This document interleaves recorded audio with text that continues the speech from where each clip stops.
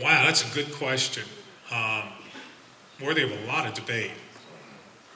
Unlike the terrorist organizations, which you rightly said, they don't have a zip code. We can't have a cruise missile knock on their door, which even then, it's after the event, it's after we've been hit. Yeah. And as I did have a character saying in 1 second after, yeah, well, we gave payback, but does that change the suffering we're going through? North Korea does have a zip code. But it's going to take 3 or 4 minutes to get into that. First of all, have any of you ever served in Korea? I haven't, but I've talked a lot. Yeah, has any of you ever served in Korea? And the real unpleasantness are afterwards.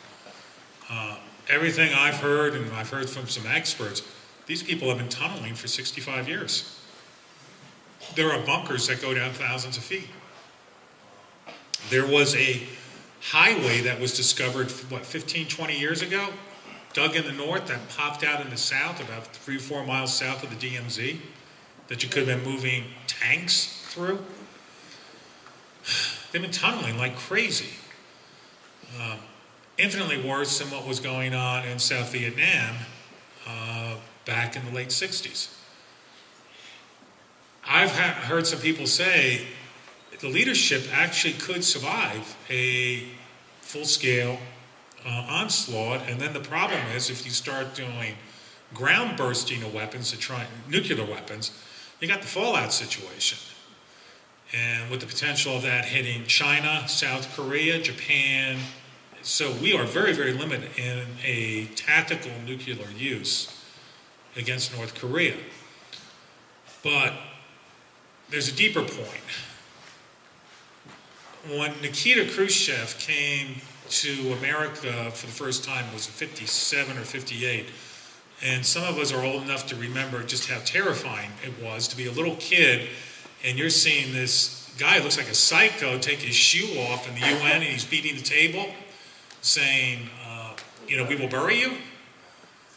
There's a great story about Walt Disney I'll try and tell later about that.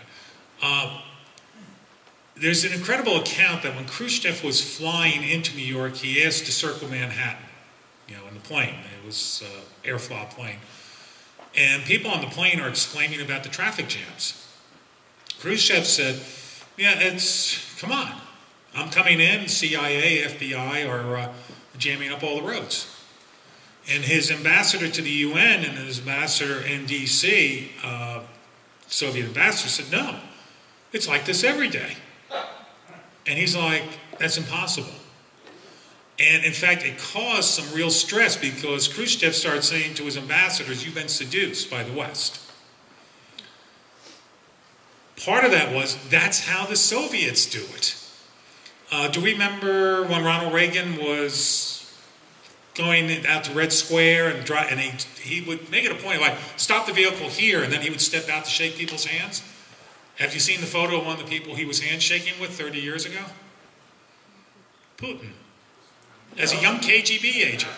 They had that whole street lined with KGB, with their families posing as ordinary Soviet citizens. That's how a totalitarian state works. Well, to circle around to the point, this little whack job in North Korea and his father and grandfather before them have been living inside their own propaganda bubble for over 60 years. And when you have millions of people lockstepping, boy, they march funny though, don't they? If you try to imitate that, it's not just a German goof step, it's a good step with a little cute pop in the middle of it. It's really weird. But my point is, where does the information flow come to say to him, you don't even want to press this button, you don't want to go anywhere near it? The Americans are infinitely more capable than we are. I've talked to a couple of people who, doing some mission work, have been there and back, and they say it's a psychotic state.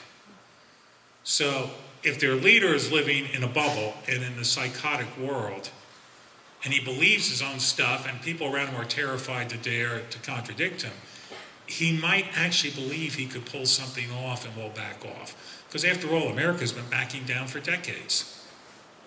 Nuclear weapons, their drive for nuclear weapons became evident in 1994. What did the Clinton administration do?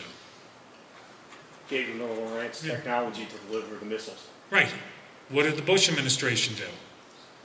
Not much better. What did the Obama administration do?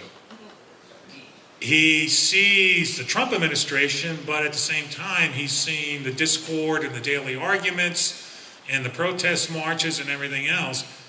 In his psychotic world, this means that Trump is actually weak. We're trying to second guess somebody who is psychotic and lives in a psychotic state, and he has nuclear weapons. Beyond that, have any of you ever actually flown along the coast of North Korea? Okay, well, I did. Not that I was on some super secret spy plane thing or anything like that. I was coming back from an archaeological project in Mongolia, which is really a lot of fun, and sometime I'll tell you about fermented horse milk and all of that, but it's good stuff. You know, that should be part of the prepper thing. How you can ferment horse milk and really get wasted post-apocalypse. It can replace moonshine in our part of the country. You got enough horses, you can really make some good, and then you can take the fermented horse milk and distill it into horse milk vodka, which is the worst smelling crap I think I've ever drank. But anyhow, I'm coming back from Mongolia, and we're flying down the west coast of North Korea to come into Seoul, and you've seen the satellite photos. It's creepy.